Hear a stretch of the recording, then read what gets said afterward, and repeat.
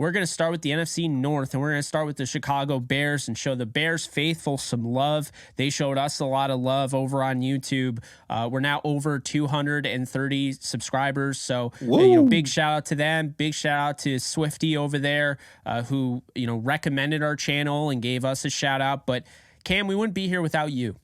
Cam Stradamus, my guy. Cam Stradamus. I got the crystal ball over here. I love it. So I'm excited to dive into it, Cam. They at pick number 10. All right, the Chicago Bears ended up taking Darnell Wright, the offensive tackle at Tennessee. They did not take the guy right in their backyard, Northwestern. Right, they didn't take Skoronski. How did you feel about that selection, my guy? Yeah, we were actually talking about this earlier with our producer Joe. Shout out to Joe. He has a great podcast as well, and we talked about it with just Darnell Wright. My thoughts on him were I love the way he plays. He has a nasty edge to him, Jake. Right, and so that nasty edge, you see a lot of the hand chops going down. You see him burying defensive linemen. I love it, and I'm sure the Bears saw it as well. As a defensive guy, I wouldn't like it, right? But as someone who would want, your program to go another direction, a better direction, you got Justin Fields there. You want a guy protecting him like that. So I like it. And you talked about our guy from Northwestern, his hands. He has some of the better hands in this draft. You'll see on his tape, he's kick sliding. His hands are up all the time. We talk about this when it comes to boxers. Right. And anytime you take a boxing class, they always say, keep your hands up, protect your face. When you get tired, those hands drop. Same thing with tackles, same things with this pass set. When guys get tired, those hands drop, Jake. I played punt on the punt team, and I know always keep those hands active. So our guy from Northwestern, he does a great job of doing that. Unfortunately, he didn't go to the Bears, but Darnell Wright did. Coming out of Tennessee, I love the pick, Jake. So, I'm looking forward to seeing what the Bears are going to do. I got a B+ for him out of this draft. They made some good moves there. I love what they did in their war room. And then if people don't really understand what we're talking about when it comes to kind of the clip going viral a little bit here, the Cam Stradamus, the globe that we have here. So Jake and I, we were talking about some of our sleeper defensive ends, some of our sleeper defensive tackles, and Javon Dexter, he was on that, and Zach Pickens was on there as well. We talked about Javon Dexter, about his power. Sometimes his first step didn't seem too fast, but he's super powerful, right? And how we talk about Pickens, him having that great get off and being able to come up the field and be able to wrap around some of those powerful players. And a linebacker, I put myself in that position, being able to scrape and make plays. So we talked about it. The guys got drafted, and now we're going viral. So the goal is to have more takes, of us giving you all a breakdown, right, of how we visualize, how we see things, and really educating everybody, on these picks, and excited to do more. So Jake, what are your thoughts on the Bears draft process there? You said that well. I really like Darnell Wright for starters. Nasty, just a nasty dude. I love that mean streak and the big uglies. I don't know if he's going to start at left tackle or right tackle. I saw him as a right tackle. I think if Braxton Jones is starting at left tackle, I know they have other guys. Kellen Diesch is someone that intrigued me last year, but he doesn't really have the body, in my opinion.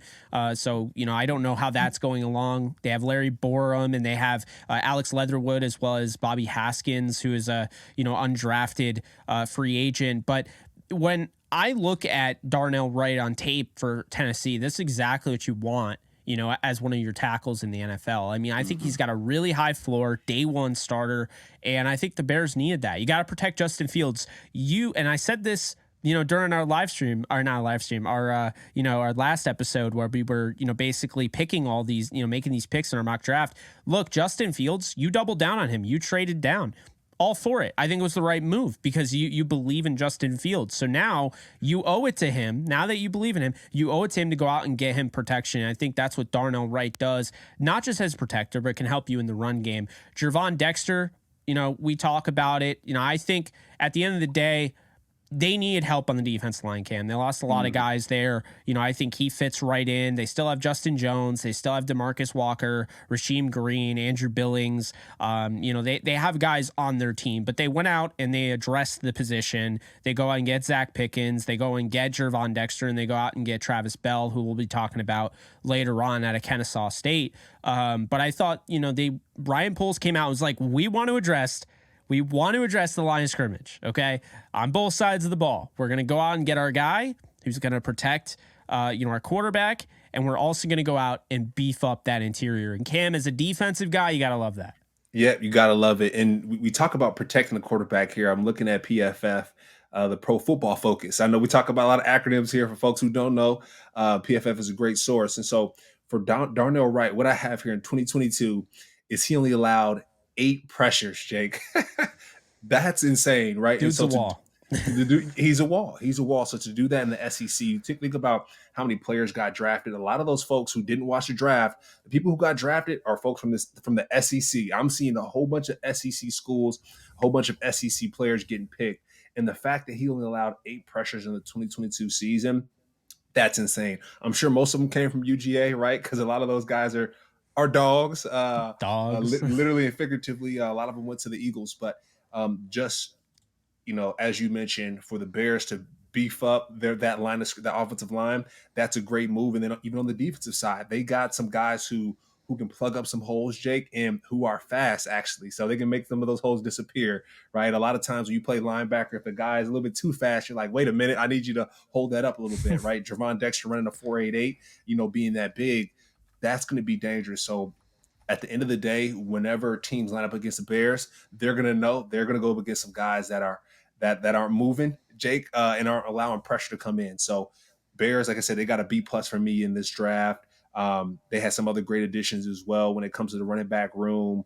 We talked about the defensive linemen. So, it's a change of guard here, Jake. I'm seeing a lot of pluses on this draft card, right? Back in the day, you kind of see some of the C minuses and the Bs. I think teams are really taking this serious when it comes to the draft because no one wants to watch when losing football. So you got a guy like Justin Fields in your backfield, the franchise quarterback. Let's get some folks that can protect him and win some football games. No, absolutely. I like the right pick, the Dexter pick. Pickens, I mean, I had a big fat smile on my face when you brought up Pickens. I love watching that guy's tape. Just I love watching him out of South Carolina. I love that pick. And that was, I believe, the first pick of the third round. Then they go out and they get Roschon Johnson, the running back out of Texas. Now, there was some rumors that they could go after your guy, Bijan Robinson, who is the number 1 running back in the class. The Falcons end up scooping him at 8, which was interesting. I thought it was a little higher than I expected, but very okay. high, yeah. Roschon Johnson was, I think, the first top 10 running back I've ever scouted, in my opinion, that was a backup, like a straight up backup. I mean, you could say Zach Evans, who came in at 11 on my board, went to the Rams in the 6th round. He was a backup behind Judkins by the end of the year, but I don't know. I mean, Roschon Johnson has it all, man. This is an interesting pick because I'm a big fan of Khalil Herbert. I'm a big fan of Dante Foreman. If you guys don't know, his story coming back from the neck injury. A lot of people said he was done. The COVID year doesn't, but then this past year, he really popped off after they trade Christian McCaffrey. So you add him, they have Travis Homer, they have Treston Ebner, a 6th rounder from last year. They have a good running back room, Cam. That was my takeaway. I was like, okay, you're going in the 4th round, pick 115, you're getting Roschon Johnson. This is a future starting NFL running back.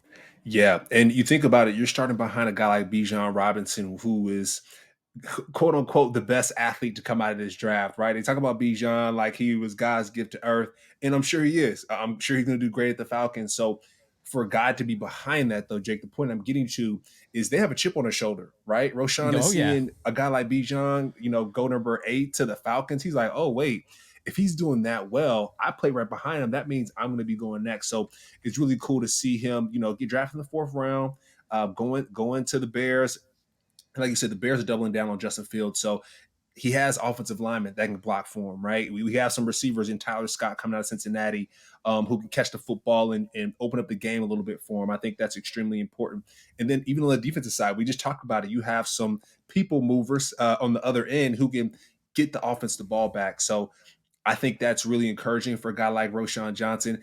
He might have some headaches, Jake, right, coming out of practice because he's going to be going up against those guys trying to block him in pass pro. But that's going to make him that much better. And like I said, he's going to have a chip on the shoulder when he's coming into this Bears team. The whole Bears organization in general, they have a chip on their shoulder. So I think he'll be a great fit for that team. And hey, it's going to be interesting division, Jake. If people are getting their armor up, I would say. So I know we have some other teams to chat about, but it's the draft. The draft went really well this year. I'm super excited. Yeah, no, I thought the Bears really did a nice job. I give them an A minus. I mean, I think Oh, anytime you're able to nice. get a guy like Tyler Scott, 10th overall wide receiver on my board, 133rd overall, big speedy guy, not big. I mean, he's 5'9", buck 77, but He plays speed. big. Yeah, yeah, like he's a speedy guy that I think can work. In those bubble screens, he can make guys miss, stop and start ability, all of that. I think he, will compete for that fourth spot, whether that's with Dante Pettis or Equinemius St. Brown, Valus Jones. I mean, I think he's right in that mix. This is a really good pick. Another best available. I thought Roshan Johnson was a second, third round guy. So going out and getting those guys for your offense. They go, your linebacker guy, Noah Sewell, is an old school linebacker who Yeah. people had as like a first round grade before the season started. So you get him in the 5th round out of Oregon. Love that pick. They go out and they get my guy, Terrell Smith, who we talked about out of Minnesota. Another top 10 corner on my board, another top 10. You hear that a lot, right? They got a Yeah. lot of top 10 guys. By the way, Jervon and Pickens were both in my top 10. I Bleav Pickens was my 5th overall interior defensive lineman. I really liked him. They go and get Travis Bell to help in the interior, then Kendall Williamson, who's a interesting cornerback prospect, or DB rather, out of Stanford. He ran a 4.4, good 6 foot, 200-pound size there at pick 258. So the Bears got an A minus from me, Cam. I really like what the Bears did, and they needed to do this because they took advantage of the fact, look, we're doubling down Justin Fields. We realize he's got abilities that other quarterbacks in this draft just don't have, and we want to take advantage of that. And so I like what they did. I think they deserve credit. Ryan Poles has a direction.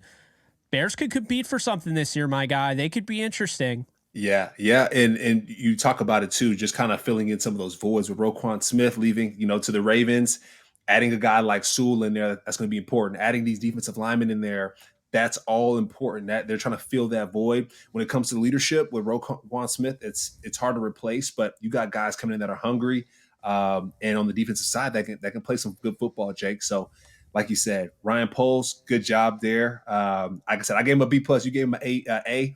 That's hey, that's not far off there. And we should see that transfer to the field in some dubs for the Bears squad there. So yeah, Jake, it's going to be a good one.